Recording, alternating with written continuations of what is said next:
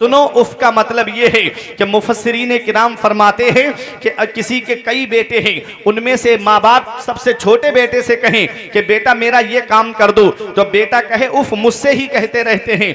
आपके और भी तो बेटे हैं, आप उनसे किसी काम के लिए क्यों नहीं कहते?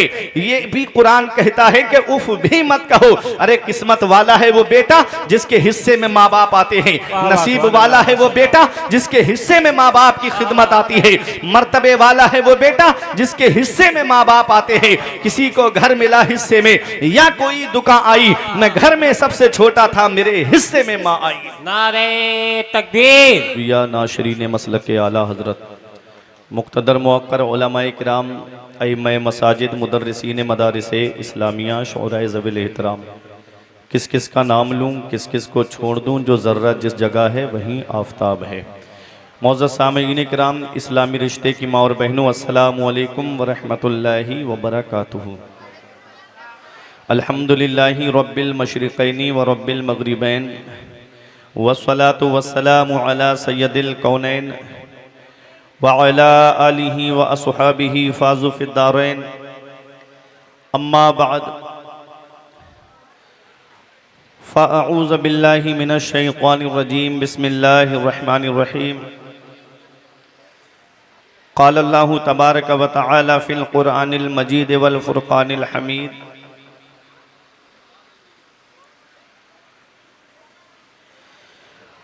क़ुल ला अस्अलुकुम अलैहि अजरन इल्लल मवद्दता फ़िल क़ुरबा। व क़ाल अल्लाहु तबारक व तआला फ़ी मक़ामिन आख़र, व बिल वालिदैनि इहसाना। आमन्तु बिल्लाहि सदक़ल्लाहुल अज़ीम व सदक़ा रसूलुहुन नबियुल अमीनुल करीम, व नहनु अला ज़ालिका लमिनश शाहिदीन व शाकिरीन वल्हम्दुलिल्लाहि रब्बिल आलमीन।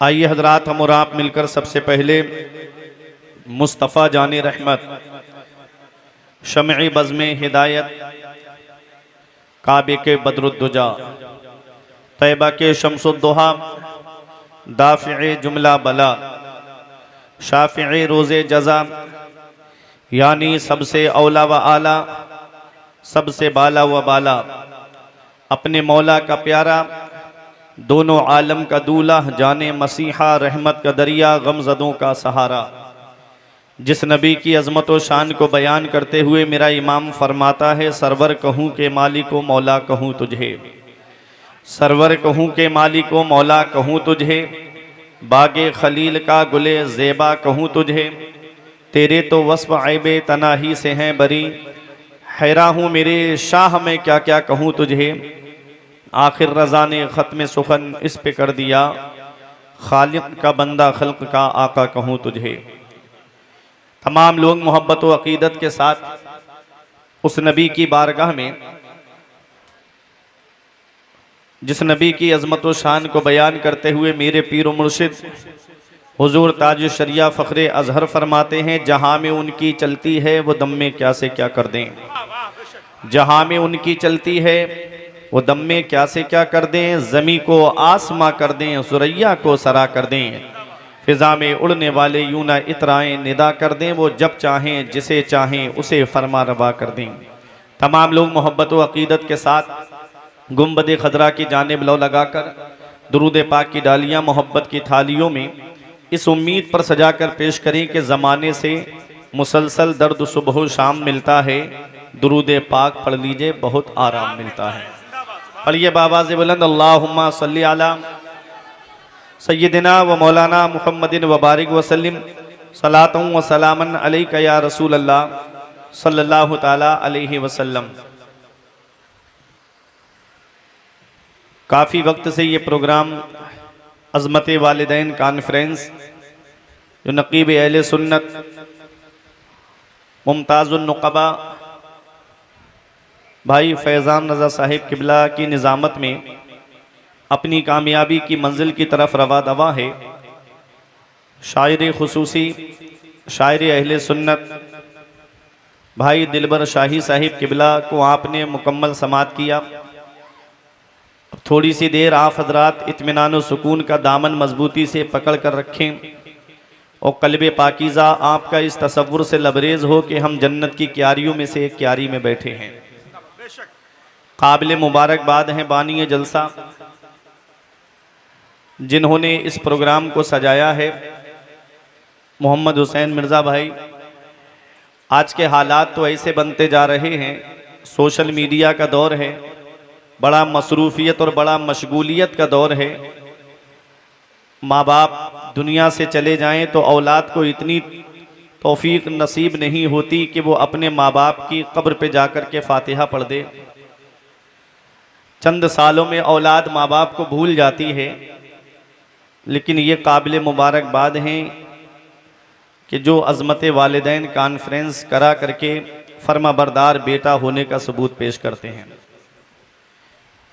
बड़े अच्छे अशार आपने सुने। कोई ज़्यादा लंबी चौड़ी तमीद नहीं है, कोई ज़्यादा लंबी चौड़ी तकरीर नहीं करना है।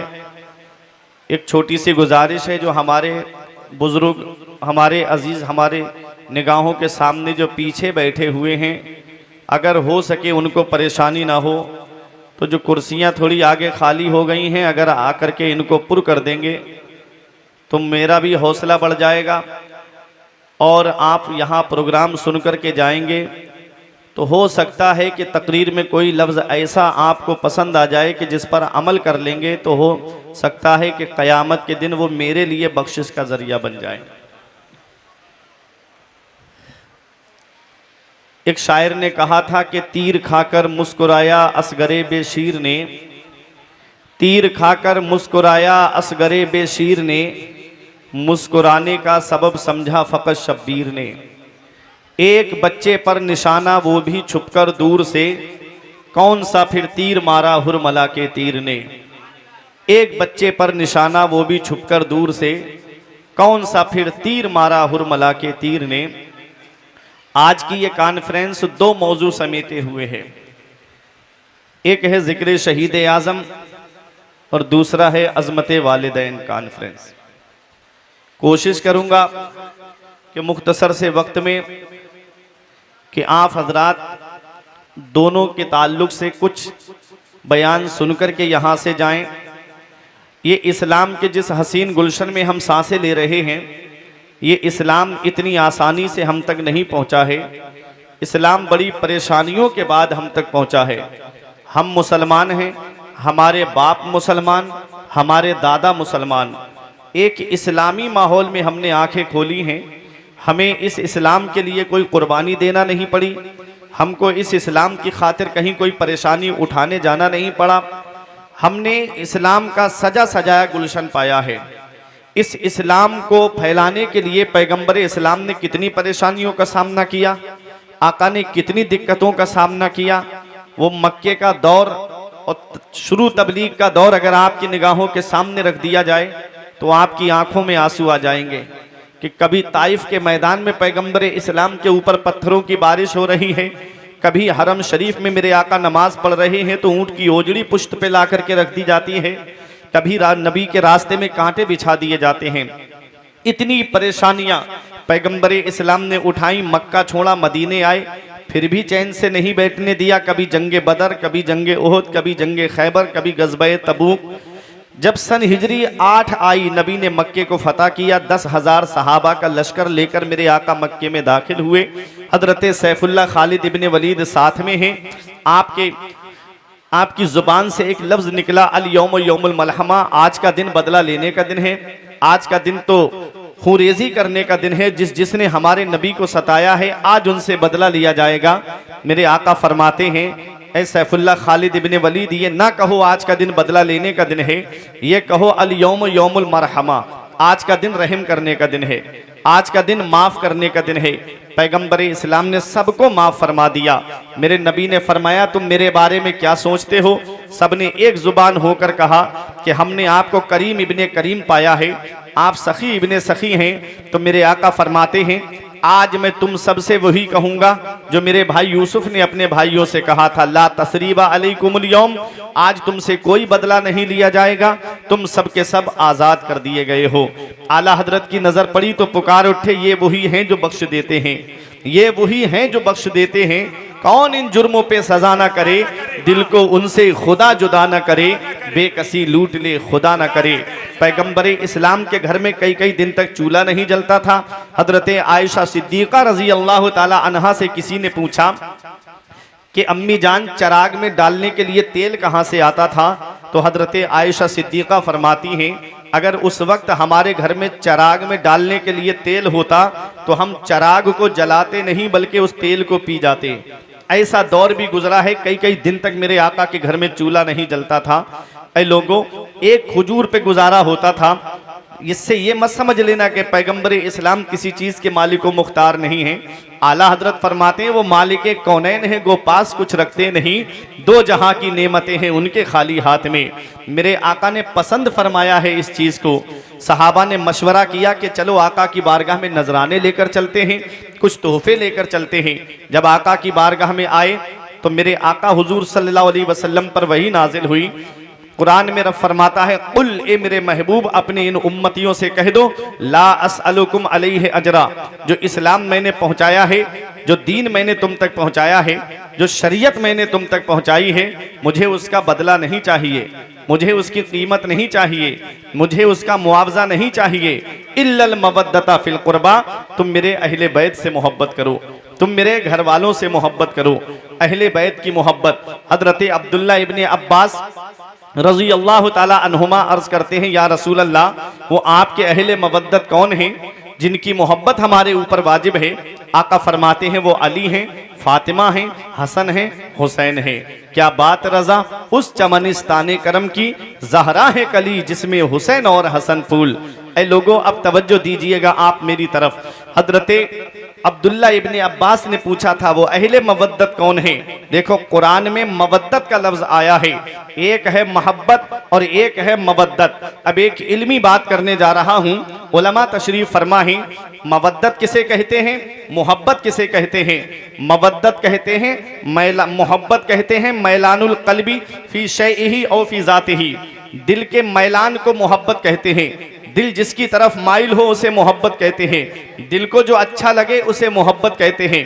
और मवद्दत कहते हैं सैलानुल कल्बी फी शैइही औ फी ज़ातिही, सैलानुल कल्ब को मवद्दत कहते हैं। मतलब किसी चीज को टूट के चाहना, बगैर उसके करार ही ना आए, बगैर उसके आराम ही ना मिले, उसे मवद्दत कहते हैं। कुरान में मवद्दत का लफ्ज आया है तो सुनो, एक मिसाल से मैं आपको समझा दूं।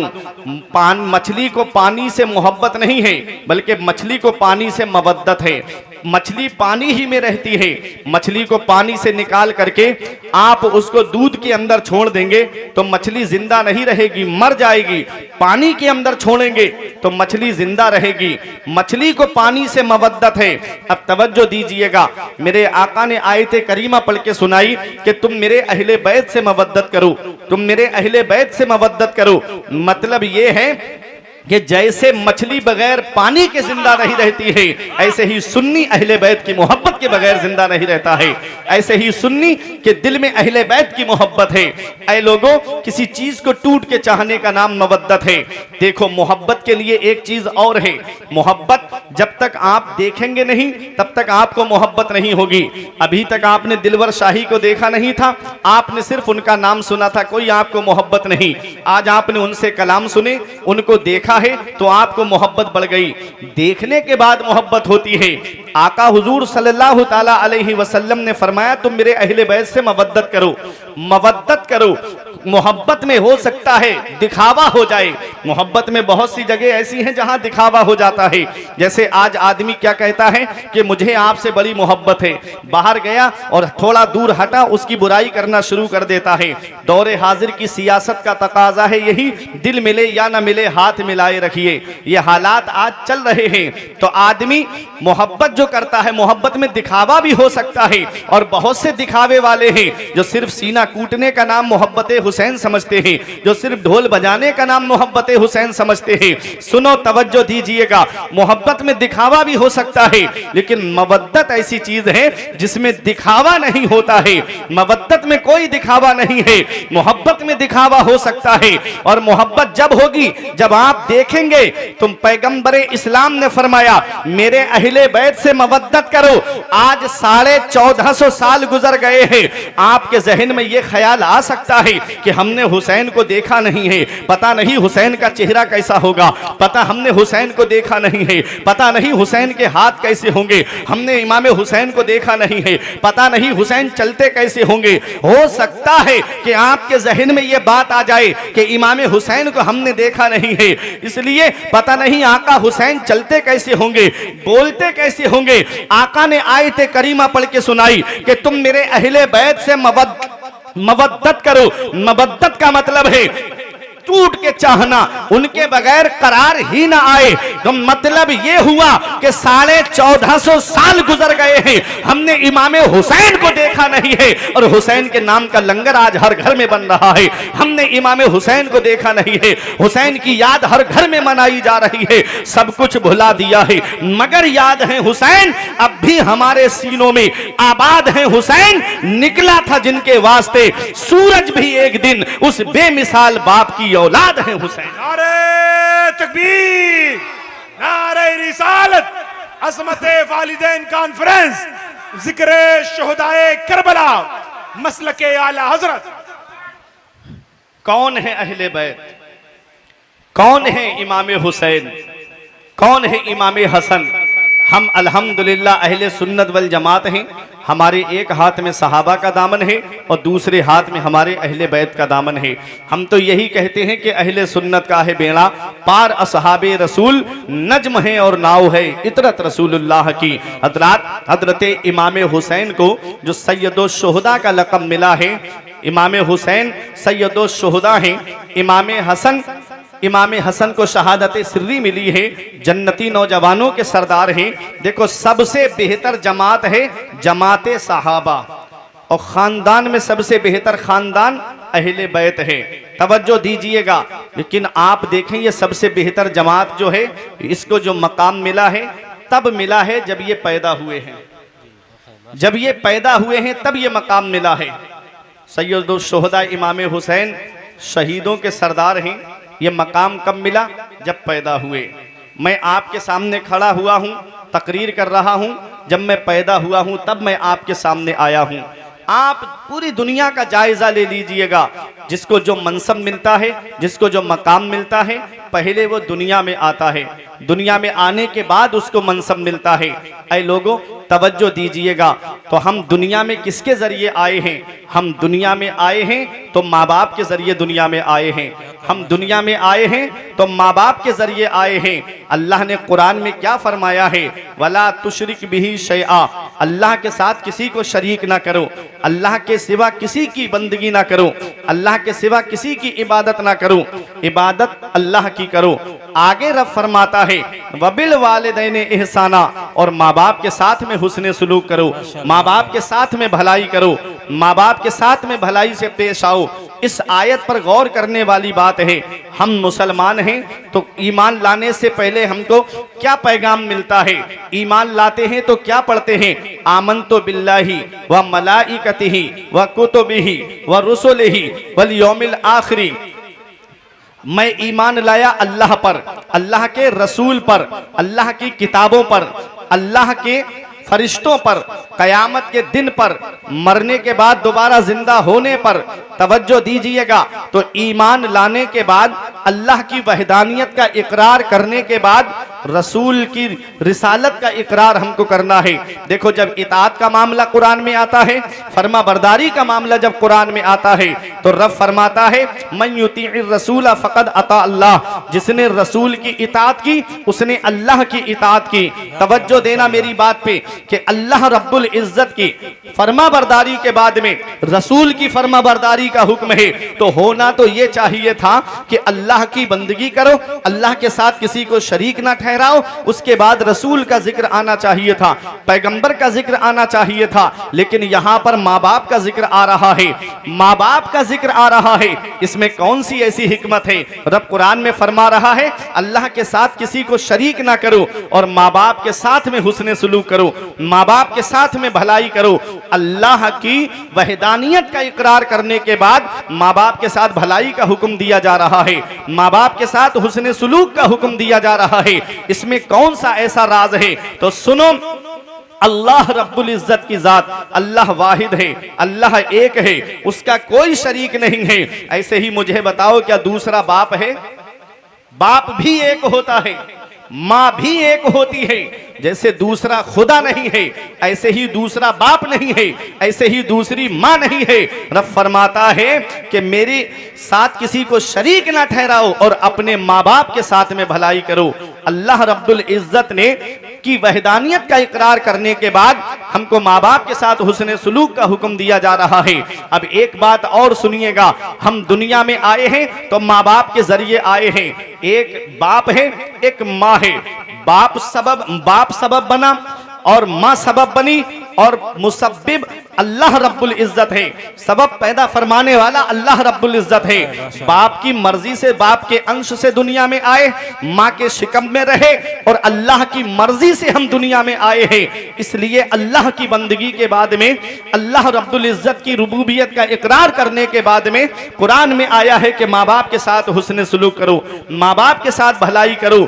ऐ लोगों जरा तवज्जो दीजिएगा, 15वां पारा खोल के देखो। रब कुरान में फरमाता है वक़ज़ा रब्बुका अल्ला ताबुदू इल्ला इय्याहु व बिल वालिदैनि इहसाना इम्मा यब्लुगन्ना इंदकल किबरा अहदुहुमा व किलाहुमा फला तकुल लहुमा उफ़्फ़िन वला तनहरहुमा व कुल लहुमा कौलन करीमा। रब फरमाता है हुक्म दिया तेरे रब ने कि अपने रब के सिवा किसी की बंदगी ना करो और अपने माँ बाप के साथ हुस्न सुलूक करो, अपने माँ बाप के साथ में भलाई करो। कब? इम्मा यब्लुगन्ना इंदकल किबरा अहदुहुमा व किलाहुमा, जब वो दोनों बुढ़ापे को पहुंच जाएं या उनमें का कोई एक बुढ़ापे को पहुंच जाए, फला तकुल्लहुमा उफ, तो उन्हें उफ भी नहीं कहना है। माँ बाप को डांटना तो बहुत दूर की बात है, उन्हें झिड़कना तो बहुत दूर की बात है, उनको गालियां देना तो बहुत दूर की बात है, माँ बाप को सताना तो बहुत दूर की बात है। कुरान कहता है उनको उफ भी मत कहना। उफ का माना जानते हो? अलग अलग तफसीरें की मुफस्सिरीन किराम ने उफ का माना क्या है, उफ का मतलब क्या है, तो सुनो। उफ का मतलब यह है कि मुफस्सिरीन किराम फरमा हैं कि किसी के कई बेटे हैं, उनमें से माँ बाप सबसे छोटे बेटे से कहें कि बेटा मेरा ये काम कर दो, तो बेटा कहे उफ मुझसे ही कहते रहते हैं। आपके और भी तो बेटे हैं, आप उनसे किसी काम के लिए क्यों नहीं कहते? ये भी कुरान कहता है कि उफ भी मत कहो। अरे किस्मत वाला है वो बेटा जिसके हिस्से में माँ बाप आते हैं, नसीब वाला है वो बेटा जिसके हिस्से में माँ बाप की खिदमत आती है, मर्तबे वाला है वो बेटा जिसके हिस्से में माँ बाप आते हैं। किसी को घर मिला हिस्से में या कोई दुकान आई, मैं घर में सबसे छोटा था, मेरे हिस्से में माँ आई। नारे तकबीर, नारे तकबीर, नारे रिसालत, नारे रिसालत। अज़मते वालिदैन कॉन्फ्रेंस, अज़मते वालिदैन कॉन्फ्रेंस। नारे तकबीर, नारे रिसालत। तो माँ बाप अल्लाह की बहुत बड़ी नेमत है, माँ बाप अल्लाह की अजीम नेमत है। मेरे प्यारे मुसलमानों, उफ का मतलब है, एक माना यह बयान किया जाता है, अल्लामा फखरुद्दीन राजी अलैहि रहमा तफसीर कबीर के अंदर लिखते हैं कि अगर माँ बाप में से किसी के हाथ में फोड़ा निकल आए और उससे मवाद बहने लगे, औलाद को अगर जुबान से साफ करते वक्त उस वक्त जो कराहियत की आवाज़ अंदर से आती है, कुरान ने उस पर भी रोक लगा दी कि उफ भी मत कहना। तो माँ बाप को उफ भी मत कहना। लेकिन आज अफसोस का मकाम है कि कुछ औलाद ऐसी हैं जो अपने माँ बाप से जुबान दराजी करती है। आज ऐसी भी औलाद पाई जाती है जो अपने माँ बाप को गालियां देती है।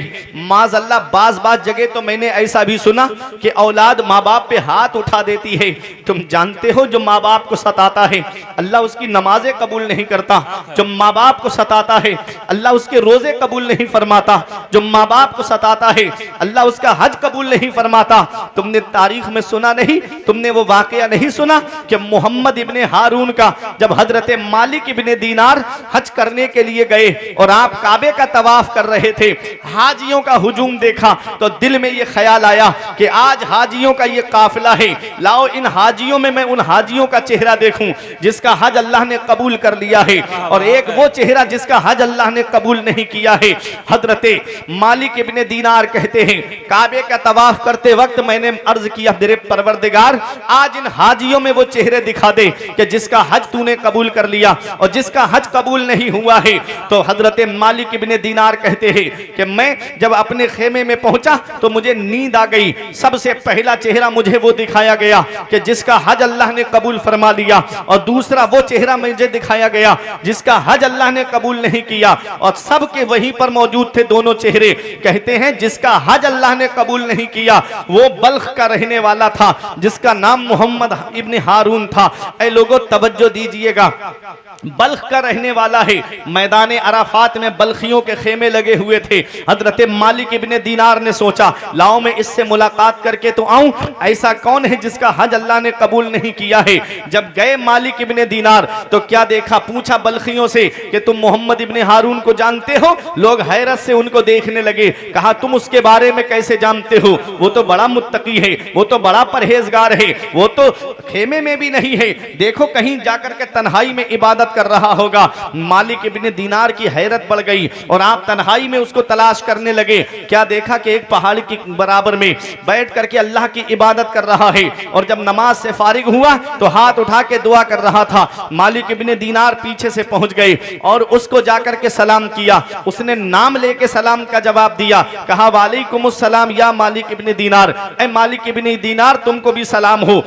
और हैरत बढ़ गई कि पहली बार मैं इससे मिला हूं और ये मेरा नाम भी जानता है, ये मेरे बारे में भी जानता है। पूछा कि जरा ये बताओ, उसने खुद कहा कि ऐ मालिक इब्ने दीनार तुम मुझे ये बताने के लिए आए हो ना कि अल्लाह ने मेरा हज कबूल नहीं किया। अब और हैरत बढ़ गई कि ये भी जानता है कि अल्लाह ने इसका हज कबूल नहीं किया। मालिक इब्ने दीनार ने पूछा जरा ये बता कि तेरा हज अल्लाह ने कबूल क्यों नहीं किया है। ऐ नौजवानों तवज्जो देना, वो रो के कहता है मालिक इब्ने दीनार आज मैं तुमको अपने बारे में बताता हूं।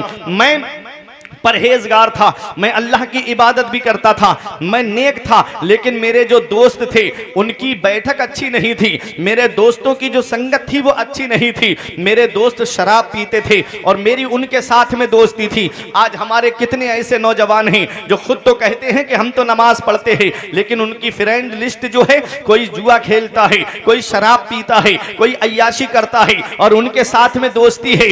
याद रखना नौजवानों, मेरे आका इरशाद फरमाते हैं अल मरउ मआ मन अहब्बा, आदमी कयामत में उसी के साथ होगा जिससे वो मोहब्बत करता है। अगर तुम किसी जुआरी से मोहब्बत करोगे तो कयामत के दिन उसी के साथ में होगे। अगर किसी शराबी से मोहब्बत करोगे तो कयामत के दिन उसी के साथ में होगे। अगर किसी अय्याश से मोहब्बत करोगे तो कयामत के दिन उसी के साथ में होगे। और अगर किसी परहेजगार से मोहब्बत करोगे तो कयामत में परहेजगार के साथ होगे। अगर किसी मुत्तकी से मोहब्बत करोगे तो कयामत के दिन मुत्तकी के साथ में होगे। किसी मस्जिद के इमाम से मोहब्बत करोगे तो कयामत के दिन उसके साथ में होगे। अरे वलियों से मोहब्बत करोगे तो कयामत के दिन वलियों के साथ में होगे। वारिसे पाक से मोहब्बत करोगे तो वारिसे पाक के साथ में होगे। हुजूर सूफी निजामुद्दीन अलैहिर्रहमा से मोहब्बत करोगे तो कयामत में सूफी साहब के साथ में होगे। अगर आला हजरत से मोहब्बत करोगे तो कयामत के दिन आला हजरत के साथ होगे। मुफ्ती आजम से मोहब्बत करोगे तो कयामत के दिन मुफ्ती आजम के साथ होगे। ताजुश शरिया से मोहब्बत करोगे तो कयामत के दिन ताजुश शरिया के साथ होगे। साबिर पाक से मोहब्बत करोगे तो कयामत के दिन साबिर पाक के साथ होगे। गरीब नवाज से मोहब्बत करोगे तो कयामत के दिन गरीब नवाज के साथ होगे। गौसे आजम से मोहब्बत करोगे तो कयामत के दिन गौसे आजम के साथ होगे। चारों खुलाफा से मोहब्बत करोगे तो कयामत के दिन उनके साथ होगे। शुहादा से मोहब्बत करोगे और हसनैन करीमैन से मोहब्बत करोगे तो कयामत के दिन उनके साथ में होगे। मदीने वाले मुस्तफा के दामन को पकड़ लो और पूरी दुनिया को यह पैगाम दे दो कि बुलबुल से बहरहाल नशेमन न छूटेगा, बरके तपा के खौफ से गुलशन न छूटेगा। माहौल गर्चे अपने मुआफिक ये नहीं है सरकार, मगर आपका दामन न छूटेगा। वाह वाह सुभान नारे तकबीर, नारे तकबीर, नारे रिसालत, मसलके आला हसरत, मसलके आला हसरत, नारे तकबीर, नारे रिसालत। क्या है ये बुरी सोहबत। आज आदमी कहता है कि मेरा बच्चा तो सही है, दोस्तों के पास जाता है तो कोई उनकी आदत तो उसके अंदर नहीं आएगी। तो आओ मैं आपको शेख सादी अलैहिर्रहमा की एक मिसाल से समझा दूं जो उन्होंने गुलिस्तां के अंदर लिखी है कि एक गुलाब के पौधे के नीचे की मिट्टी को मैंने सूंघा तो उसके अंदर से गुलाब की खुशबू आ रही थी। वाह वाह। शेख सादी कहते हैं मैंने गुलाब उस मिट्टी से पूछा है, मिट्टी तेरे अंदर से गुलाब जैसी खुशबू क्यों आ रही है। तो उस मिट्टी ने कहा कि मैं चंद दिन गुलाब की सोहबत में रही, इसलिए मेरे अंदर से गुलाब कैसी खुशबू आ रही है। क्या मतलब है? मतलब ये है कि नेकों की सोहबत में रहोगे तो नेक बन जाओगे और बुरों की सोहबत में रहोगे तो बुरे बन जाओगे। मौला अली शेर खुदा फरमाते हैं सोहबत का असर होता ज़रूर है। मौला अली शेर खुदा ने फरमाया सोहबत का असर होता ज़रूर है। नेकों की सोहबत नेक बना देती है और बुरों की सोहबत बुरा बना देती है। तो मेरे अजीज़ों, अपने बच्चों के रहन सहन पे तवज्जो दिया करो, उनकी फ्रेंड लिस्ट पे तवज्जो दिया करो कि आज मेरे बच्चों की दोस्ती किससे है, आज मेरे बच्चे उठते बैठते किसके साथ में हैं। कयामत के दिन ये बहाना नहीं चलेगा कि मौला मुझे पता नहीं था मेरा बच्चा कहाँ जाता था, मुझे मालूम नहीं था कि मेरी औलाद कहाँ जाती थी। नबी फरमाते हैं कुल्लुकुम राइन व कुल्लुकुम मसऊलुन अन रइयतिही, तुम में का हर शख्स जिम्मेदार है और अल्लाह कयामत के दिन हर शख्स से उसकी जिम्मेदारी के बारे में पूछेगा। बाप औलाद का जिम्मेदार है, बड़ा भाई छोटे भाई बहनों का जिम्मेदार है, शौहर बीबी का जिम्मेदार है, शरीयत के अहकाम पहुंचाने के एतबार से मस्जिद का इमाम अपने मुक्तदियों का जिम्मेदार है, बस्ती का आलिम अपनी बस्ती का जिम्मेदार है, हर शख्स जिम्मेदार है और अल्लाह कयामत के दिन हर शख्स से उसकी जिम्मेदारी के बारे में पूछेगा। अपनी औलाद के उठने बैठने पे तवज्जो दो, अपनी औलाद के आने जाने पे तवज्जो दो। आज कितने घरों के अंदर जो है, कितने घरों के अंदर औलाद की वजह से बदनामी की दहलीज पर जाने का नतीजा आ गया है। मेरे अजीजों, मैंने जो बात आपके सामने बयान की थी कि मोहम्मद इब्ने हारून कहता है कि मैं तो नेक था, परहेजगार था, लेकिन मेरे दोस्त शराब पीते थे और ये शराब की लत आप जानते हो, शराब उम्मुल खबाइस है। शराब तमाम गुनाहों की जड़ है। अल्लाह अकबर, उम्मुल खबाइस जिसे कहा गया है वो शराब है। अफसोस होता है कि मुसलमान होने का दावा करने वाले, नबी से मोहब्बत का दावा करने वाले, नबी से सच्ची मोहब्बत का दावा करने वाले और शराब के ठेके पे जब दाढ़ी लगा करके, जब शराब के ठेके पे खड़े होकर के नजर आते हैं तो खून के आंसू आंखों से निकलते हैं। अल्लाह अकबर, कितने अफसोस का मकाम है कि है नबी का आशिक, जलसे में आएगा हाथ उठा के नारा लगाएगा, नबी के नाम पे गर्दन कटा देंगे, लब्बैक या रसूल अल्लाह के नारे लगाएंगे। आप जानते हो लब्बैक या रसूल अल्लाह का माना क्या है? लब्बैक या रसूल अल्लाह का माना है या रसूल अल्लाह में हाजिर हूं, या रसूल अल्लाह में हाजिर हूं। पांचों वक्त की नमाज पढ़ते हो तो नारा लगाओ या रसूल अल्लाह में हाजिर हूं। चेहरे पे सुन्नत रसूल सजी है तो नारा लगाओ या रसूल अल्लाह में हाजिर हूं। अगर तुमने मदीने वाले मुस्तफा सल्लल्लाहु अलैहि वसल्लम की सुन्नतों पे अमल किया है तो नारा लगाओ कि या रसूल अल्लाह में हाजिर हूं। नमाजें छोड़ के कहता है मैं हुसैनी हूं, शराबे पी के कहता है मैं हुसैनी हूं, नमाज छोड़ के कहता है मैं हुसैनी हूं। बता हुसैन ने कब फर्ज ऐन छोड़े हैं? मेरे अजीज, मैं पहुंचा हूं इस नतीजे पर, नमाज छोड़ दी समझो हुसैन छोड़े हैं। आज हालात इतने बढ़ते जा रहे हैं, तुम क्या समझते हो दुनिया में हमेशा रहने आए हैं? मौत का कोई भरोसा नहीं है, मौत का कोई पता नहीं है। अभी बकरा ईद के बाद तुमने नहीं देखा एक फ्लाइट उड़ी थी लंदन के लिए, तुमने नहीं देखा एयर इंडिया फ्लाइट 242 के करीब लोग उसके अंदर थे और जब वो फ्लाइट क्रैश हुआ तुमने नहीं देखा कि एक घर के 26 लोग थे जो बकरा ईद मनाने के लिए घर पर आए थे, एक आदमी भी उसमें नहीं बचा। एक परिवार के 5 लोग थे, 3 बच्चे और 2 मियां बीबी, डॉक्टर परिवार था, एक भी उसमें से नहीं बचा। मौत का कोई भरोसा है? आज हम शाम को लेटे, सुबह को हमको नहीं पता हम सुबह देख पाएंगे कि नहीं देख पाएंगे। हर वक्त हमारा गुनाहों में कट रहा है। मस्जिदें हमारी सूनी हो गई, मदरसे हमारे वीरान हो गए, हमने सिनेमा हॉल आबाद कर दिए, हर गली कूचों में गाने बजते नजर आ रहे हैं, हर गली कूचों में गानों की आवाजें आ रही है। आदमी के हट धर्मी का मामला यहां तक पहुंच गया, अब तो मुहर्रम के जुलूसों में भी गाने बजा करके डांस करते हुए ये नौजवान नजर आ रहे हैं। ये हाल हो गया। मेरे अजीजों, न संभलोगे तो मिट जाओगे। ऐ हिंदी मुसलमानों, तुम्हारी दास्तां तक भी ना होगी दास्तानों में। हमें करनी है शहंशाह बतहा की रजा जोई, वो अपने हो गए तो रहमते परवरदिगार अपनी, तरीके मुस्तफा को छोड़ना है वजह बर्बादी, इसी से कौम दुनिया में हुई बे इक्तिदार अपनी। आज हम अल्लाह रब्बुल इज्जत के अजाब से नहीं डरते हैं, हम कब्र की सख्तियों को भूल गए, कब्र की तारीकी को भूल गए, कब्र की अंधेरी को भूल गए। अभी यहाँ लाइट चली जाए, अंधेरा हो जाए, बतकाज़ाए बशरियत आप डरने लगोगे कि अंधेरा हो गया है, कहीं कोई मेरे ऊपर हमला ना कर दे, कहीं कोई मुझे परेशान ना कर दे। अभी लाइट चली जाए, अंधेरा हो जाए, आप डरने लगते हो। यहाँ एक दूसरे की मदद के लिए लोग तैयार रहते हैं, पड़ोसी आ जाएंगे मदद के लिए, खानदान वाले आ जाएंगे मदद के लिए कभी सोचा है औरंगाबाद वालों? उस कब्र की क्या काली कोठरी की क्या तैयारी की है, उस कब्र की तारीकी की क्या तैयारी की है? वहां तो अंधेरा ही अंधेरा है, वहां तो रोशनी का कोई इंतजाम नहीं है, वहां तो कोई इन्वेटर भी नहीं होगा, वहां तो कोई बल्ब भी लगा हुआ नहीं होगा।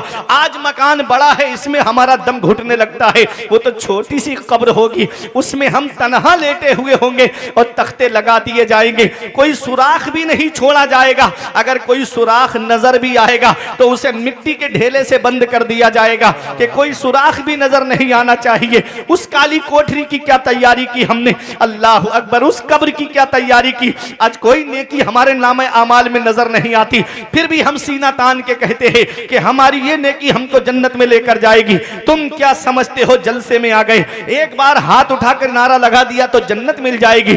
तुम क्या समझते हो जलसे में आ गए और एक बार हाथ उठा करके तुमने नारे लगा दिए तो क्या जन्नत मिल जाएगी? जन्नत मिलना इतना आसान नहीं है जितना आज तुमने सोच रखा है। अम हसिबतुम अन तदखुलुल जन्नता, क्या तुम ये गुमान करे बैठे हो कि जन्नत तुम्हें इतनी आसानी से मिल जाएगी?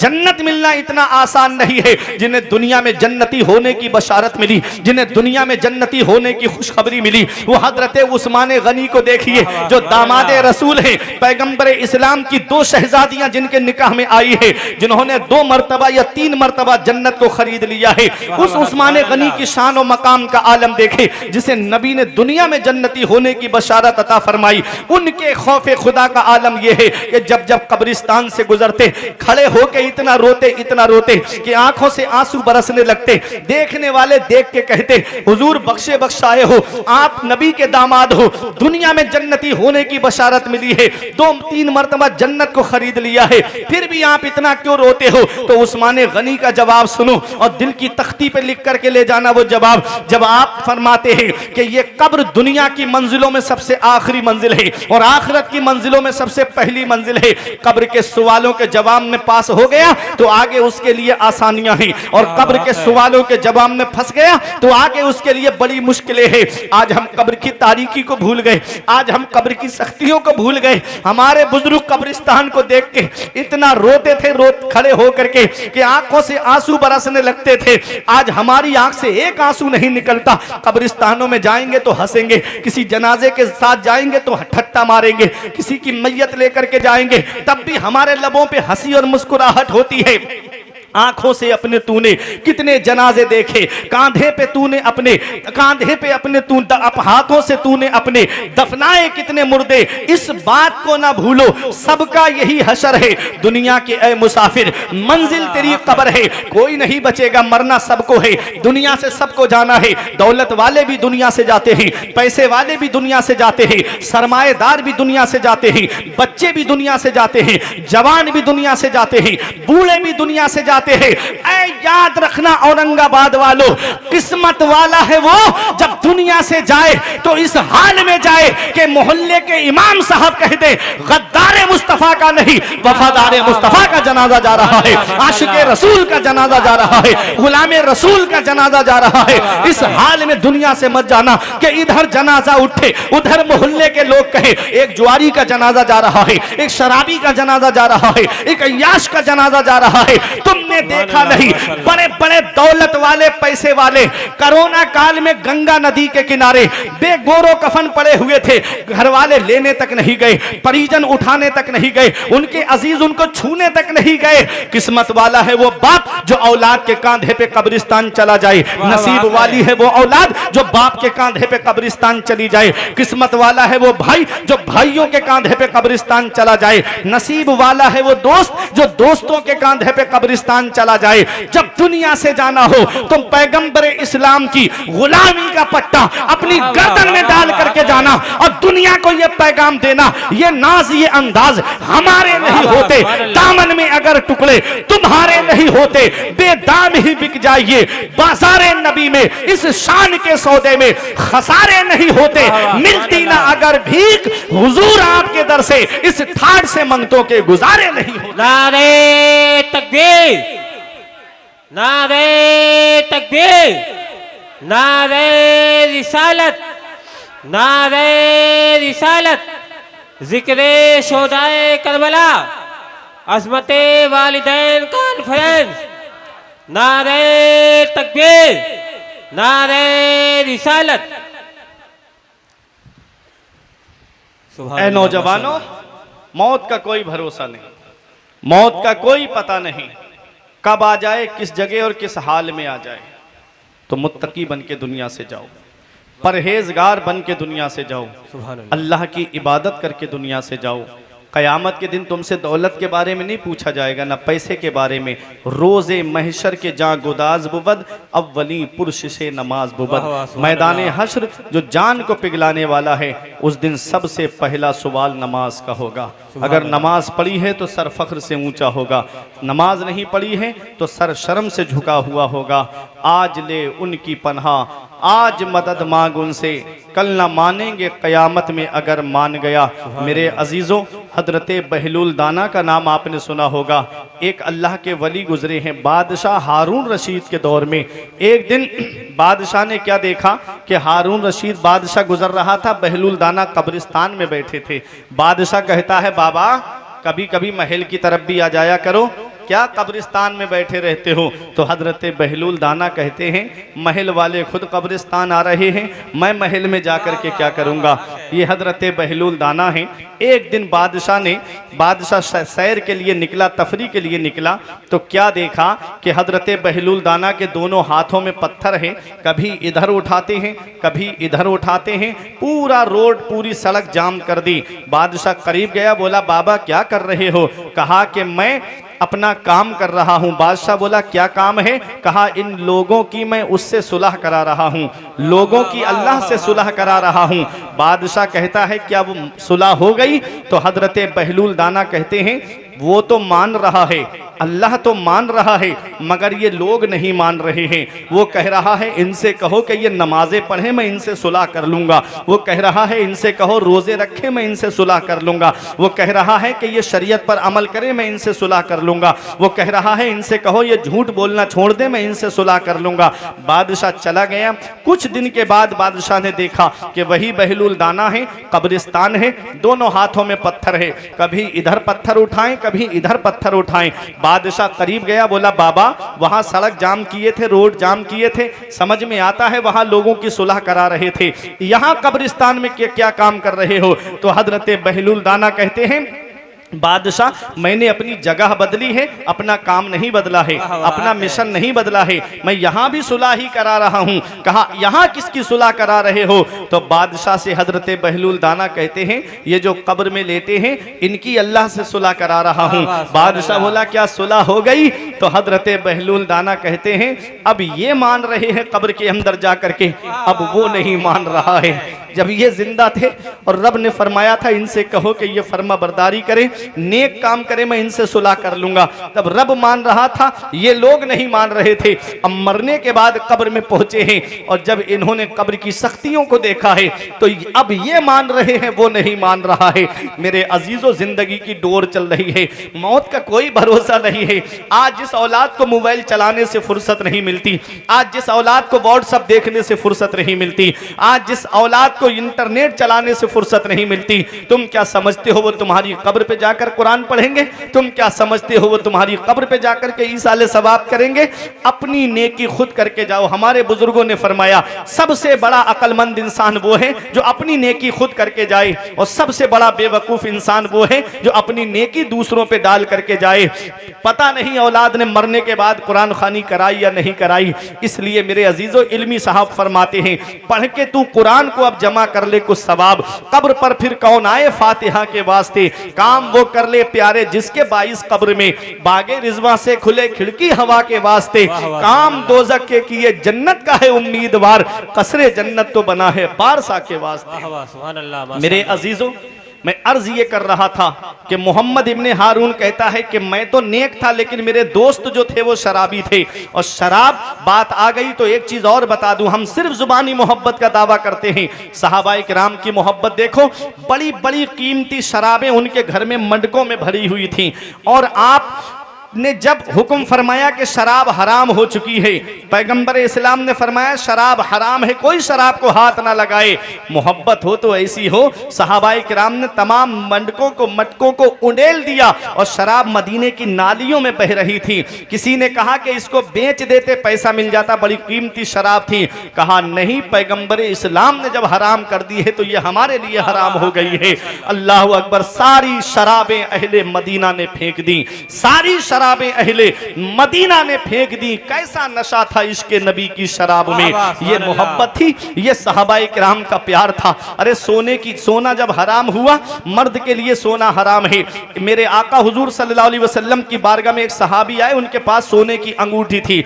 मेरे आका हुजूर सल्लल्लाहु ताला अलैहि वसल्लम ने उनकी तरफ से नजर रहमत को फेर लिया। सहाबी हैरत में पड़ गए कि आज आका ने अपनी नजर रहमत मेरी तरफ नहीं उठाई। फिर सामने आए, आका ने फिर नजर रहमत को फेर लिया। अल्लाह अकबर। सहाबी रसूल ने पूछा कि आज बात क्या है, तो दूसरे सहाबी ने कहा कि तुम्हारे हाथ में सोने की अंगूठी है। पैगंबर इस्लाम ने फरमाया है सोना मर्द के लिए हराम है। इतना सुनना था, सहाबी ने सोने की अंगूठी हाथ से निकाली और दूर फेंक दी। किसी ने कहा फेंक क्यों दी? अरे तुम अपने घर ले जा करके अपनी बीवी को दे देते। सोना औरत के लिए हराम नहीं हुआ है, मर्द के लिए हराम हुआ है। अपनी बीबी को ले जा करके ये अंगूठी दे देते या इसको बेच करके इसकी कीमत अपने पास में रख लेते। सहाबा की मोहब्बत देखिए। कहा पैगंबर इस्लाम ने इस अंगूठी को देख करके नजर रहमत मेरी तरफ नहीं उठाई है, इसलिए मैं इसको अपने पास नहीं रखूंगा। ये मोहब्बत थी सहाबाए किराम की। आज हम शराब की हुर्मत सुनते हैं लेकिन शराब को छोड़ते नहीं हैं। आज हम नमाज छोड़ने में कितना बड़ा गुनाह है ये जानते हैं, लेकिन फिर भी नमाजें छोड़ रहे हैं। ऐ लोगों, सच्ची मोहब्बत यही है कि हम रसूल के बताए हुए तरीके पे चलें, पैगंबर इस्लाम के बताए हुए रास्ते पे चलें। शराब को अरबी में खम्र कहा जाता है और खम्र के माना है ढांप लेना, खम्र के माना है छुपा लेना। ये उलमा जानते हैं, इसीलिए दुपट्टे को खिमार कहते हैं अरबी में। औरत जब दुपट्टा ओढ़ती है तो पूरे सर को दुपट्टा ढांप लेता है, पूरे सर को दुपट्टा छुपा देता है। इसीलिए अरबी में शराब को खम्र कहते हैं। जब कोई शराब पीता है तो शराब उसकी अक्ल को ढांप लेती है, शराब उसकी अक्ल को छुपा देती है। फिर वो बड़े छोटे का तमीज नहीं करता है, फिर वो माँ बेटी का तमीज नहीं करता है, फिर वो बहन बेटी का तमीज नहीं कर पाता है, फिर जगह जगह गालियां देता है और नालियों में पड़ा होता है।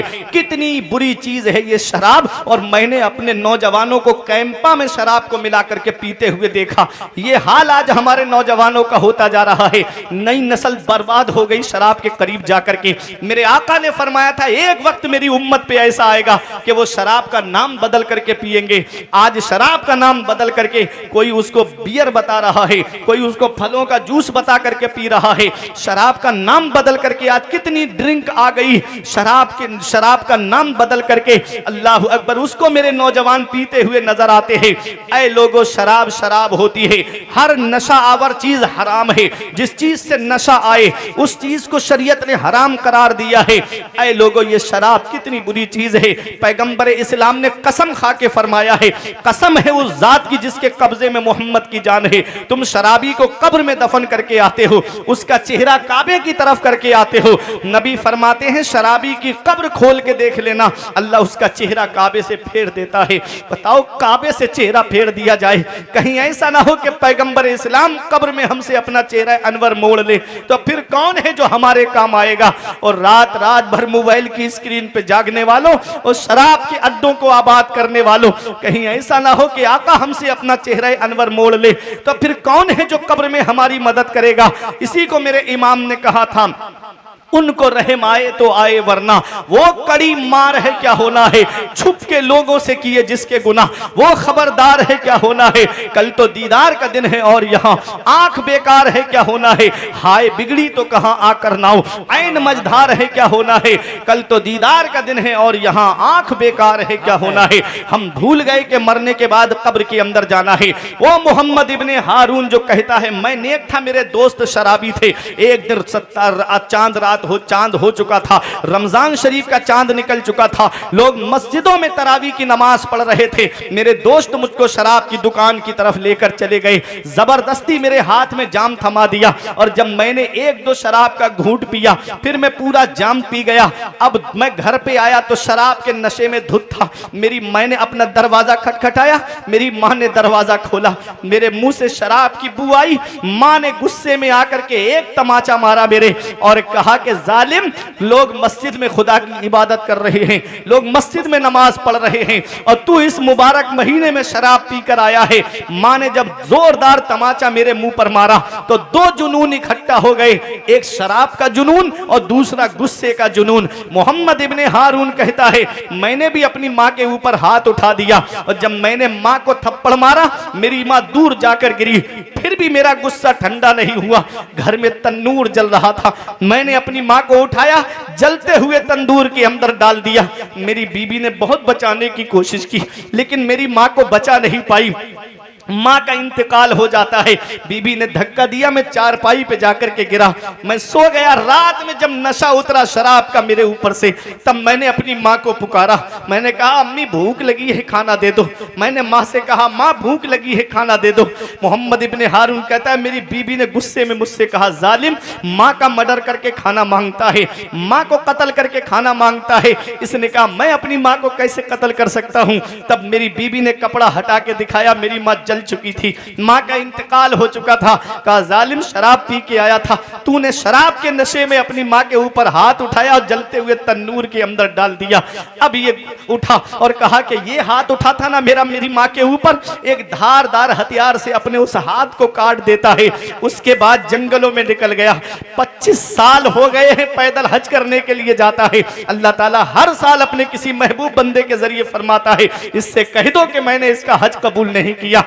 ऐ लोगों, दिन को रोजा रखता है, रात भर अल्लाह की इबादत करता है वो मोहम्मद इब्ने हारून। अल्लाहु अकबर, कितना बड़ा गुनाह किया है इसने। माँ बाप को हाथ उठाने वाले जरा सोचे, माँ बाप को गालियां देने वाले जरा सोचे। यही मोहम्मद इब्ने हारून है, कहता है कि मैं 25 साल से पैदल हज करने बल्ख से आता हूँ मक्का, आज तक मैं तौबा कर रहा हूँ लेकिन मेरी तौबा कबूल नहीं हुई है। परवरदिगार आलम हर साल अपने किसी महबूब बंदे के जरिए फरमाता है इससे कह दो कि मैंने इसका हज कबूल नहीं किया। जरा वो औलाद सोचे जो माँ बाप को सताती है, जरा वो बेटे सोचे जो माँ बाप के ऊपर जुल्म करते हैं। ऐ लोगों, माँ बाप अल्लाह की बहुत बड़ी नेमत है, इसका पता तब चलता है जब माँ बाप की चारपाई घर से उड़ जाती है। जिस दिन बाप की चारपाई घर से उड़ जाती है उस दिन एहसास होता है कि आज कितनी बड़ी दौलत हमारे घर से चली गई, आज कितना बड़ा साया हमारे सर से चला गया। हमारे बुजुर्गों ने फरमाया है बाप आंगन में लगे हुए पेड़ की तरह होता है। आदमी गर्मी के आलम में पेड़ के नीचे बैठ जाए तो उसे सुकून मिल जाता है, पेड़ के नीचे बैठ जाए तो उसे आराम मिल जाता है, पेड़ के नीचे बैठ जाए उसे राहत मिल जाती है। हमारे बुजुर्गों ने फरमाया बाप आंगन में लगे हुए पेड़ की तरह होता है, जब पेड़ कट जाता है तो धूप भी परेशान करती है, पेड़ गिर जाता है तो गरम गरम लू के थपेड़े भी परेशान करते हैं।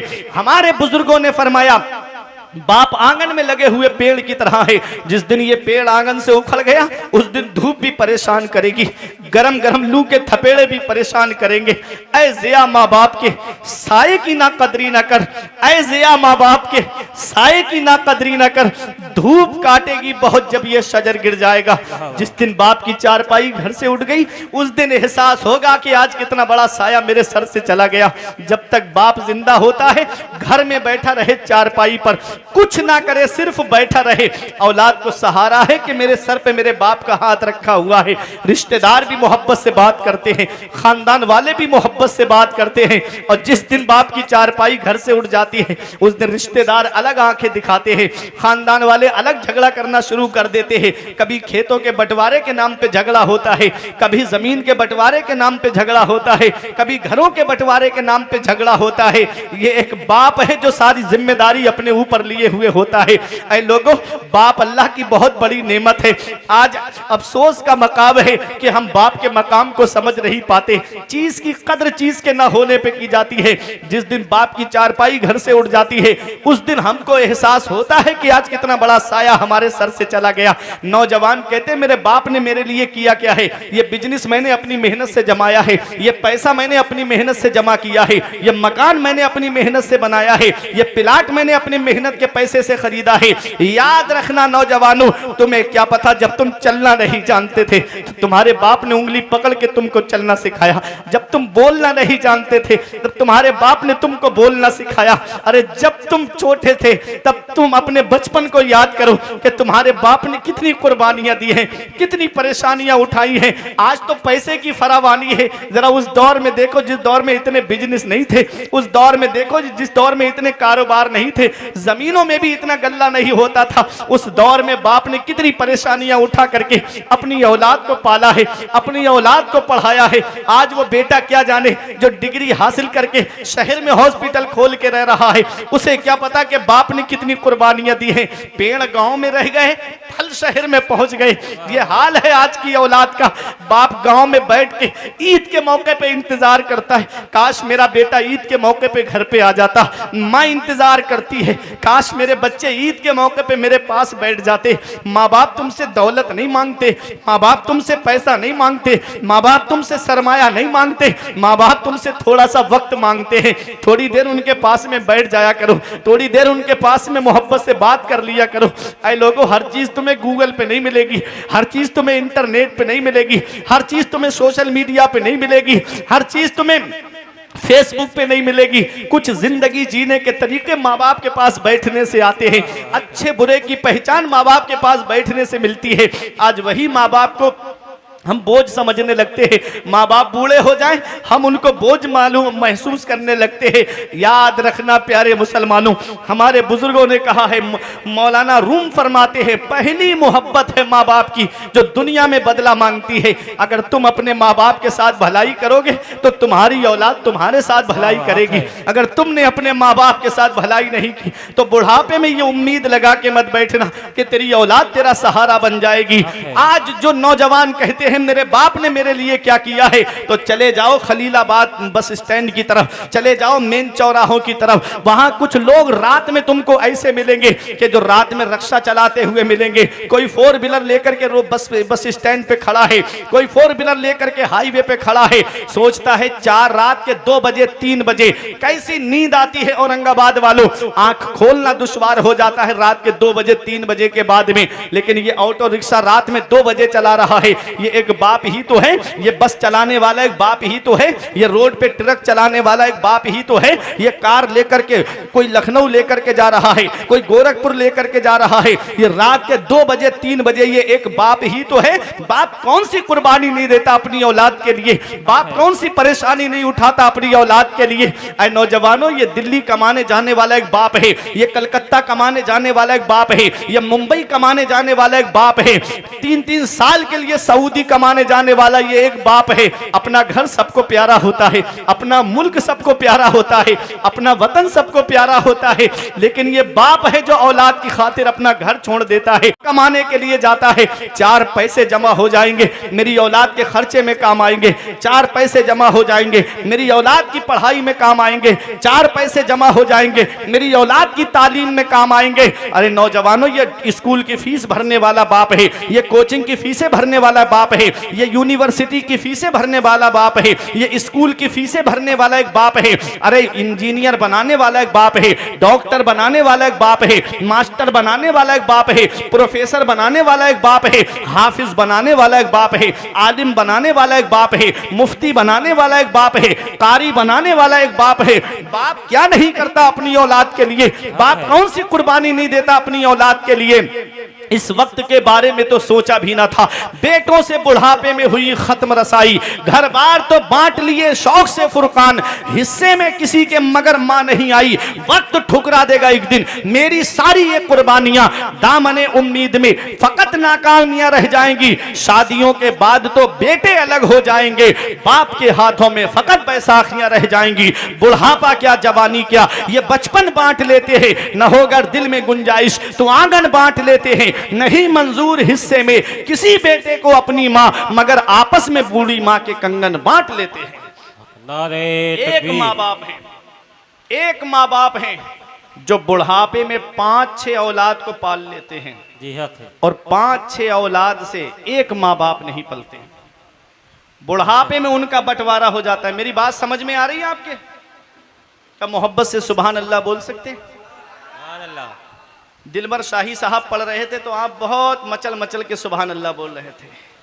नाते नबी सुनने से इश्क रसूल पैदा होता है, लेकिन आमाल की इस्लाह तकरीर से होती है। आमाल की इस्लाह तकरीरों से होती है। इतना मुआशरा हमारा तबाही के उस दहाने पे पहुंच रहा है। आज आदमी कहता है इस्लाह मुआशरा करो, इस्लाह मुआशरा करो। इस्लाह मुआशरा कैसे हो सकता है?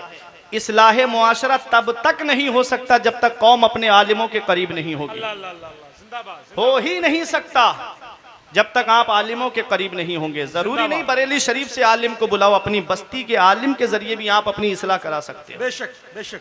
लेकिन अफसोस का मकाम है कि आज जलसे हमारे उस जगह पहुंच गए हैं कि तकरीरों को कोई अहमियत नहीं मिलती। बस आए और शायरों को हम लोग उछल उछल करके उनको दाद देते हैं। ये अफसोस का मकाम है। कयामत खुद बताएगी कयामत क्यों जरूरी थी। कितने पैसे जलसों में खर्च हो रहे हैं, लाखों रुपये जलसों में खर्च हो रहे हैं। सुबह को देखो बस्ती में जाके क्या हुआ, एक शायर साहब आए थे, मजमा खड़ा हो जा रहा था बार बार उनके लिए। ये नतीजा निकला सुबह को, काश तुमने एक आलिम की तकरीर वक्त पे करा दी होती और एक आदमी ने भी अगर अमल कर लिया होता तो तुम्हारा लाखों रुपया खर्च करना कामयाब हो गया होता। पैसा बड़ी मेहनत से कमाया जाता है। पैसे के लिए बहुत जगहों पे परेशानियां उठाई जाती हैं, तब कहीं जाके थोड़ा सा पैसा मिलता है। उस पैसे को ऐसे ही खर्च ना करो। महररा शरीफ से सरकार नजीब मिल्लत ने एक पैगाम दिया था कि जलसे हल्के कर दो, मदरसे मजबूत करो। जलसे हल्के करो, मदरसे मजबूत करो। मदरसे मजबूत करने के लिए क्यों कहा? अरे जब मदरसे ही मजबूत नहीं होंगे तो तुमको आलिम कहां से मिलेंगे? जब मदरसे ही मजबूत नहीं होंगे तो काबिल इमाम तुमको कहां से मिलेंगे? पता चला कि मदरसे मजबूत होंगे तो जिम्मेदार तुमको आलिम मिलेंगे, जिम्मेदार तुमको खतीब मिलेंगे, जिम्मेदार तुमको मुदर्रिस मिलेंगे। और आज मदरसे कमजोर होते चले जा रहे हैं। क्या अच्छा होता माँ बाप के लिए ईसाले सवाब का तरीका इससे बेहतर क्या था?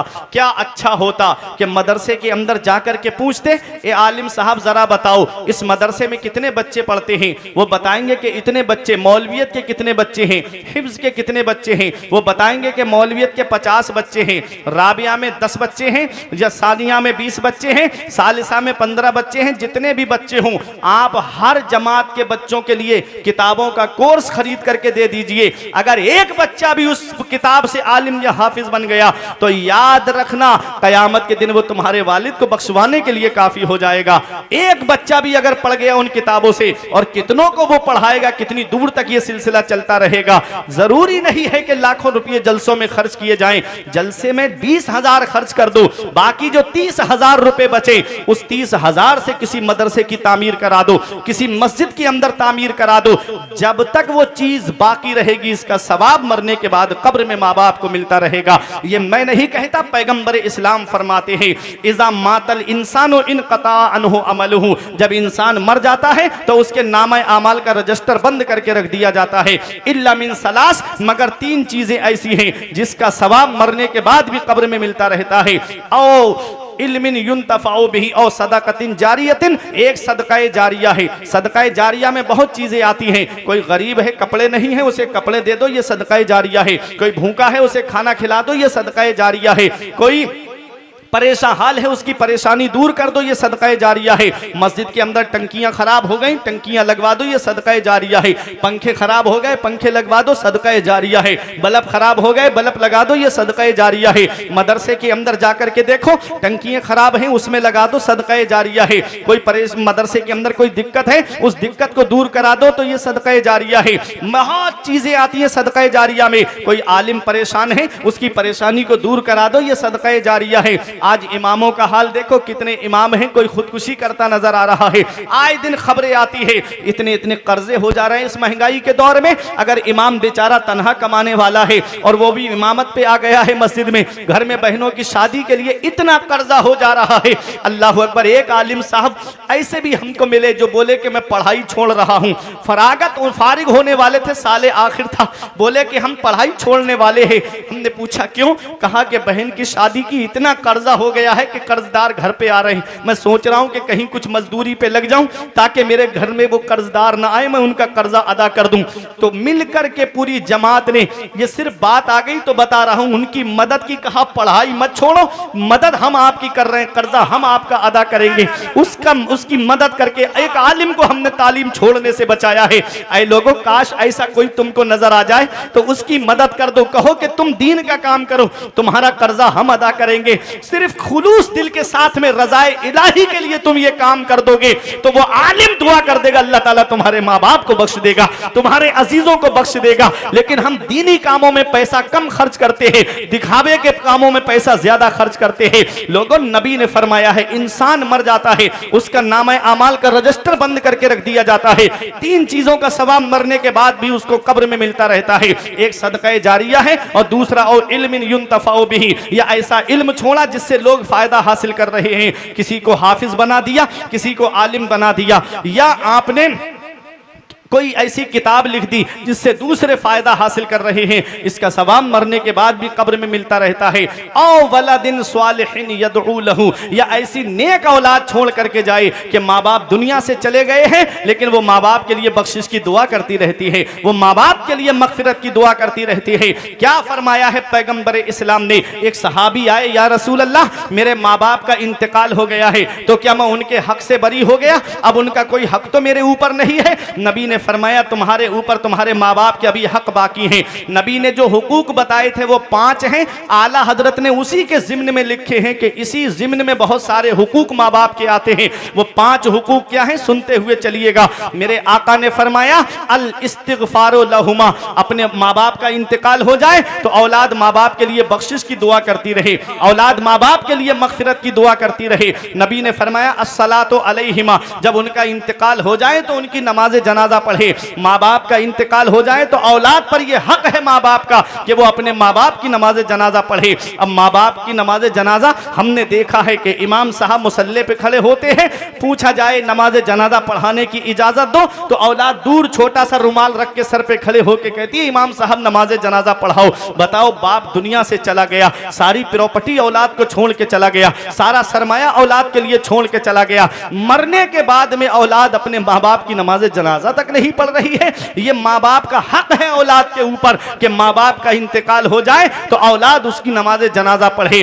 2 हक हो गए। तीसरा हक माँ बाप का ये है कि माँ बाप ने दुनिया में जो वादा किया था और वो पूरा ना कर सका, दुनिया से चला गया, तो औलाद के ऊपर ये हक है माँ बाप का कि उस वादे को औलाद पूरा करे। तीसरा हक, चौथा हक ये है माँ बाप का कि माँ बाप के जो दोस्त थे औलाद को मरने के बाद माँ बाप के उनका लिहाज करना चाहिए, जैसे वो उनका अदब करते थे ऐसे ही औलाद भी उनका अदब करती रहे। और 5वां हक ये है माँ बाप का कि माँ बाप की जो रिश्तेदारी जिनसे कायम थी, औलाद को मरने के बाद माँ बाप के वो रिश्तेदारियां खत्म ना करे बल्कि माँ बाप के बाद में वो रिश्तेदारियां बाकी रखे।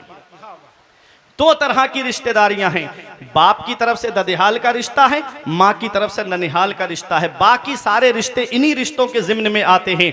तो माँ की तरफ से जो रिश्ते हैं, खाला का रिश्ता है, मामू का रिश्ता है, नाना का रिश्ता है, ये रिश्ते खत्म ना करे बल्कि इन रिश्तों को माँ के इंतकाल के बाद भी बाकी रखे। बाप की तरफ से जो रिश्ता है वो चचा का रिश्ता है, ताऊ का रिश्ता है, फुप्पो का रिश्ता है, इन रिश्तों को ख़त्म ना करे, बल्कि अगर बाप का इंतकाल हो जाए तो वो इन रिश्तों को बाकी रखे। अपने चचा को भी वैसा ही दर्जा दे जैसे अपने बाप से अदब का दर्जा देता था। ऐ लोगों, ये बात आ गई ज़िम्न में जो मैंने आपके सामने बयान कर दी। कभी कभी कब्रिस्तान चले जाया करो। वो जो कब्रिस्तान में लेटे हैं ना, नबी फरमाते हैं फल मय्यतो फिल कब्र इल्ला कल गरीकिल मुतगव्विस यंतज़िरु दावतन तलहकुहु मिन अबिन व उम्मिन व अखिन व सदीकिन। नबी फरमाते हैं जो कब्रिस्तान में लेटे हैं वो दरिया में डूबने वाले की तरह हैं। जैसे कोई दरिया में डूबता है, सोचता है काश मेरा बाप मुझे सहारा दे देता, कोई मेरा हाथ पकड़ करके मुझे बाहर निकाल लेता। नबी फरमाते हैं जो कब्रिस्तान में लेटे हैं वो दरिया में डूबने वाले की तरह हैं और वो इंतजार कर रहे हैं। यंतज़िरु दावतन तलहकुहु मिन अबिन व उम्मिन व अखिन व सदीकिन। वो इंतजार कर रहे हैं किसका? दुआ का इंतजार कर रहे हैं। औलाद माँ बाप की दुआ का इंतजार कर रही है, माँ बाप औलाद की दुआ का इंतजार कर रहे हैं, भाई भाई की दुआ का इंतजार कर रहा है, रिश्तेदार रिश्तेदार की दुआ का इंतजार कर रहे हैं। जब वो दुआ की जाती है उनके लिए तो दुनिया वमा फीहा से बेहतर, सबसे बेहतर उनके लिए वो दुआ होती है जो माँ बाप के लिए ईसाले सवाब की जाती है। तो मेरे अजीजों, काबिल मुबारकबाद हैं इस जलसे को सजाने वाले तमाम भाई जिन्होंने जो है अज़मत वालिदैन कॉन्फ्रेंस का इनेकाद किया है, जिसके जरिए इज्तिमाई दुआ हो रही है। ये उलमा दुआ कर रहे हैं, यहाँ आकर के दिन में कुरान खानी के जरिए भी दुआ हुई होगी। तो ये दुआ जो हो रही है ये माँ बाप के साथ में हुस्न सुलूक का नतीजा है। मेरे अजीजों, बात आ गई ज़िम्न में तो मैंने बता दी, कब्रिस्तान चले जाया करो। जिन जो पूरी दौलत हमारे लिए छोड़ के चले गए, पूरी प्रॉपर्टी हमारे लिए छोड़ के चले गए, पूरा सरमाया हमारे लिए छोड़ के चले गए, हम उनके लिए 10 मिनट नहीं निकाल सकते? हम उनकी कब्र पे बैठ करके 10 मिनट कुरान की तिलावत नहीं कर सकते? नबी ने फरमाया है मन दखलल मकाबिरा फ़क़रा सूरत यासीन खफ़फ़ल्लाहु अन्हुम। जो कब्रिस्तान जाए और एक मरतबा सूरह यासीन शरीफ को पढ़ दे तो अल्लाह ताला कब्रिस्तान के मुर्दों की अज़ाब में कमी कर देता है और पढ़ने वाले को तादाद के बराबर सवाब अता फरमाता है। एक मरतबा सूरह यासीन शरीफ पढ़ने का इतना सवाब है। 5 रुकू हैं, कोई कितना भी आहिस्ता पढ़ने वाला होगा तो 10 मिनट में पढ़ लेगा, 15 मिनट में, 20 मिनट में पढ़ लेगा। वो माँ बाप जो सारी प्रॉपर्टी हमारे नाम करके चले गए, हम उनके लिए 10 मिनट निकाल करके उनकी कब्र पे सूरह यासीन शरीफ नहीं पढ़ सकते? ये हाल है आज की औलाद का। ऐ नौजवानों, इतना याद रखना, पहली मोहब्बत है माँ बाप की जो दुनिया में बदला मांगती है। अगर तुम अपने माँ बाप के साथ भलाई करोगे तो तुम्हारी औलाद तुम्हारे साथ भलाई करेगी। अगर तुमने अपने माँ बाप के साथ भलाई नहीं की तो बुढ़ापे में ये उम्मीद लगा के मत बैठना कि तुम्हारी औलाद तुम्हारा सहारा बन जाएगी। कभी अपने बचपन को याद कर लिया करो कि माँ बाप ने कैसे तुम्हारे ऊपर रहम किया। अब जो आयत मैंने पढ़ी थी उस पर तवज्जो दीजिएगा। रब फरमाता है वक़्फ़िद लहुमा जनाह ज़ुल्ल मिनर रहमा वक़ुर रब्बिरहमहुमा कमा रब्बयानी सगीरा। अपने माँ बाप के लिए मेहरबानी का बाजू बिछाओ और ऐसे दुआ करो, या अल्लाह मेरे माँ बाप पे ऐसा रहम फरमा जैसा उन्होंने बचपन में मेरे ऊपर रहम किया था। इस आयत में ये उलमा तशरीफ फरमाए, बात मेरी ख़त्म होने जा रही है, वबिल वालिदैन आया है। समझ रहे हैं? वबिल वालिदैन, वबिल वालिदा नहीं है, वबिल वालिद नहीं है कि सिर्फ बाप के साथ भलाई करो या सिर्फ माँ के साथ भलाई करो। वबिल वालिदैन है, माँ बाप दोनों के साथ में भलाई करो, दोनों के साथ में हुस्न सुलूक करो।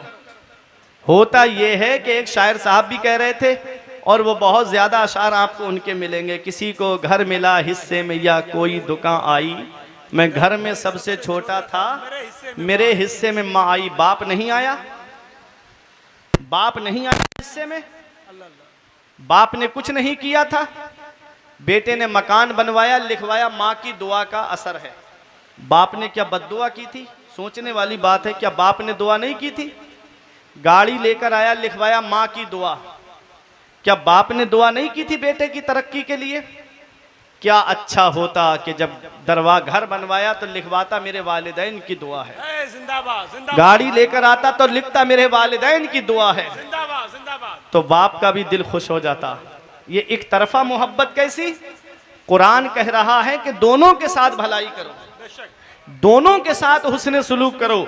माँ बाप हमारी दोनों आंखों की तरह हैं। एक आंख खराब हो गई काने हो जाएंगे, इसलिए हमको दोनों आंखें सलामत चाहिए, इसलिए हमको दोनों आंखें सलामत चाहिए। माँ बाप में भेदभाव मत करना, माँ बाप की फर्मा बरदारी में फर्क मत करना, दोनों को बराबर का दर्जा देना। माँ भी काबिल एहतराम है, बाप भी काबिल एहतराम है। होता यह है कि माँ बेटों के साथ रह रही है शहर में और बाप जो है गांव के अंदर अपने कुसुम पुरसी की जिंदगी गुजारता नजर आता है। माँ बाप दोनों अल्लाह की बहुत बड़ी नेमत है। जिस दिन इनकी चारपाई घर से उठेगी उस दिन एहसास होगा कि आज कितना बड़ा साया मेरे सर से चला गया है। अल्लाह का कुरान कहता है माँ बाप के लिए मेहरबानी का बाजू बिछाओ और ऐसे दुआ करो, या अल्लाह मेरे माँ बाप पे ऐसे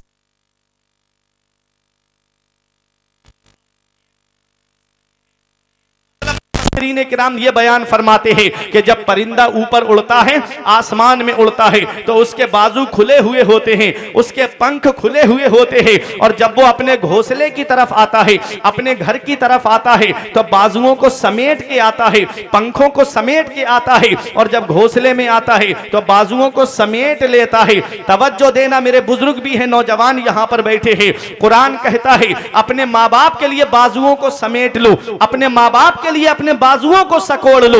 मतलब क्या है? मतलब यह है कि जब तुम डॉक्टर होगे तो घर के बाहर होगे, तुम इंजीनियर होगे तो घर के बाहर होगे, तुम प्रोफेसर होगे तो घर के बाहर होगे, तुम सेठ होगे तो घर के बाहर होगे, तुम इन डॉक्टर होगे तो घर के बाहर होगे।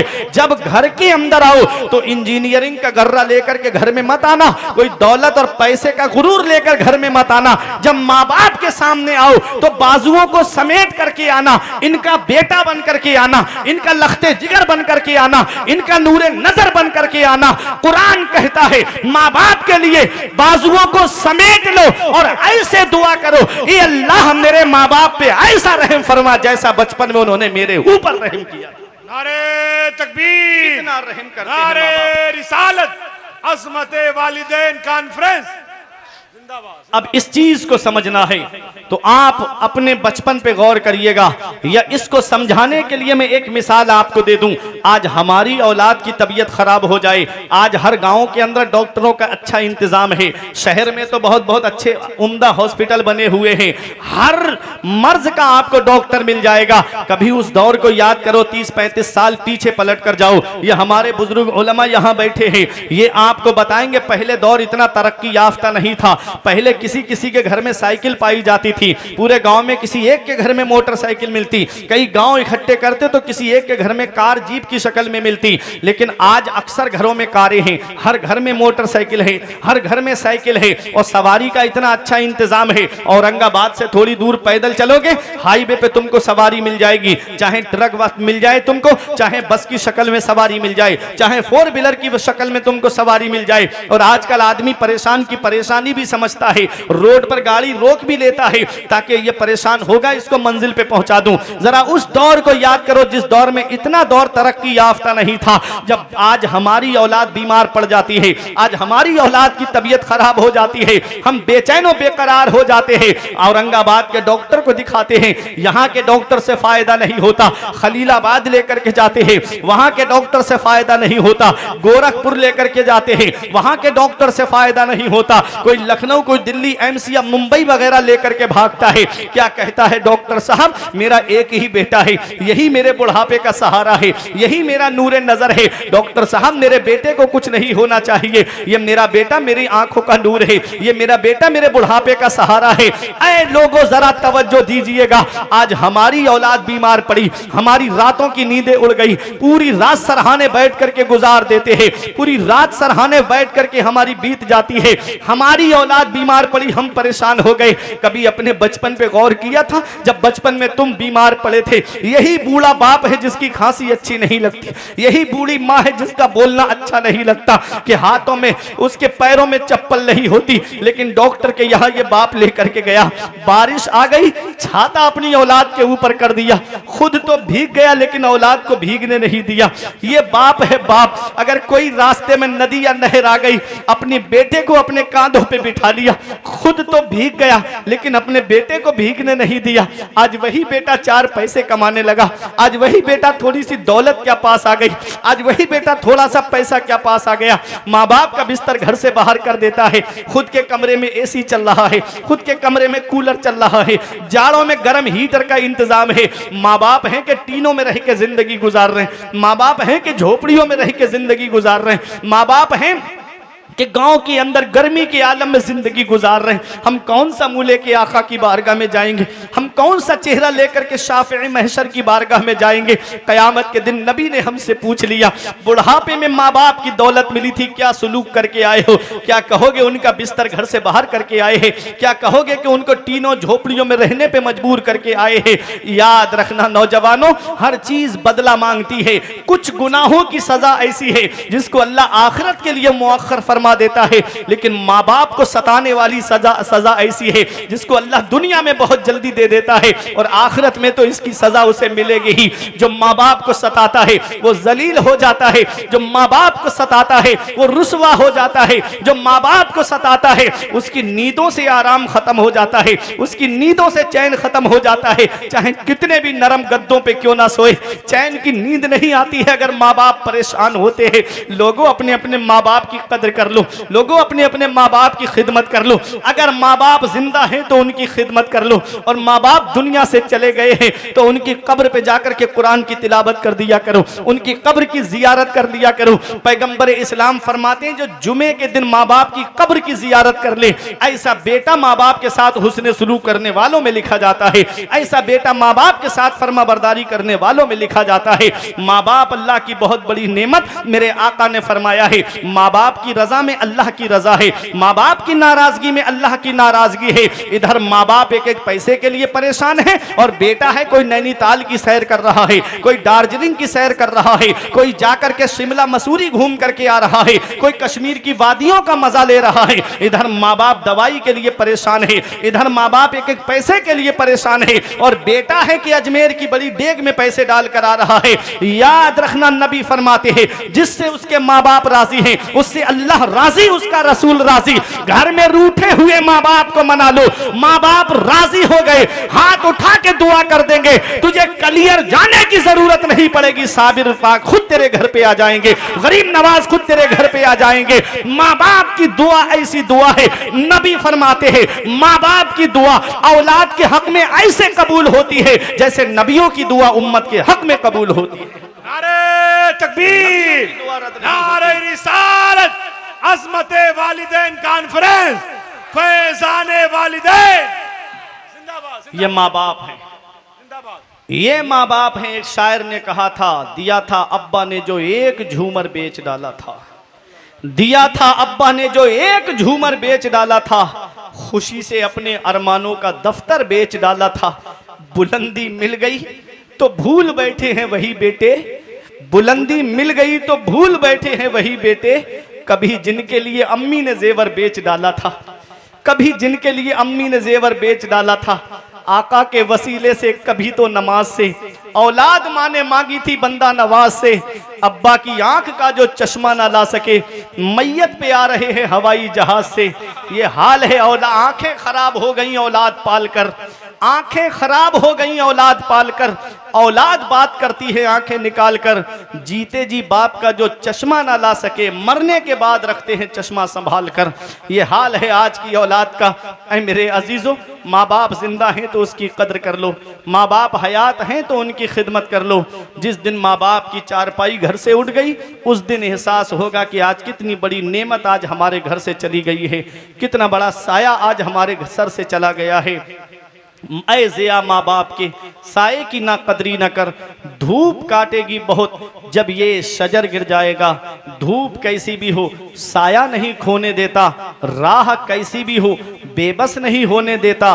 बेच के अपना लहू चाहे वो रोटी लाए, बाप औलाद को भूखा नहीं सोने देता। बेच के अपना लहू चाहे वो रोटी लाए, बाप औलाद को भूखा नहीं सोने देता।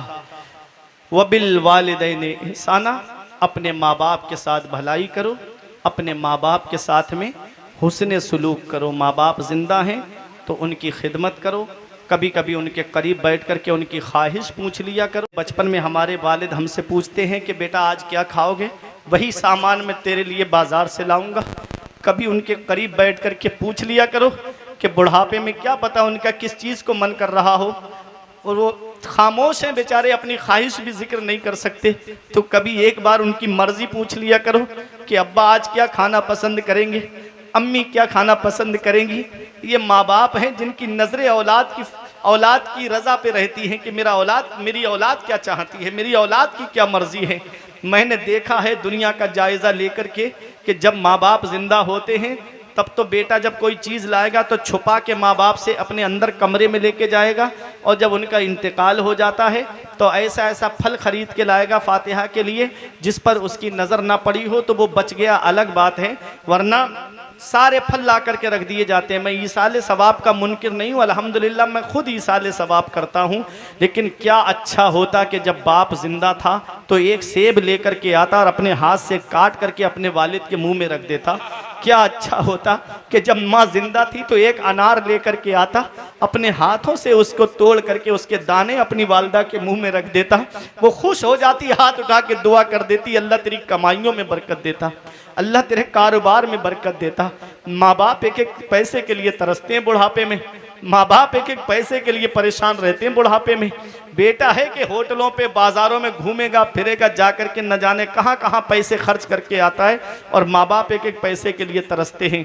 ऐ लोगों, अगर 500 रुपये कमाते हो तो उसमें से 100 रुपये अपने माँ बाप को खर्चे के लिए दे दो, अल्लाह उन 400 रुपये में इतनी बरकत देगा कि तुम्हारी नस्लें खाएंगी तब भी उसकी बरकत ख़त्म नहीं होगी, तब भी उसकी बरकत ख़त्म नहीं होगी।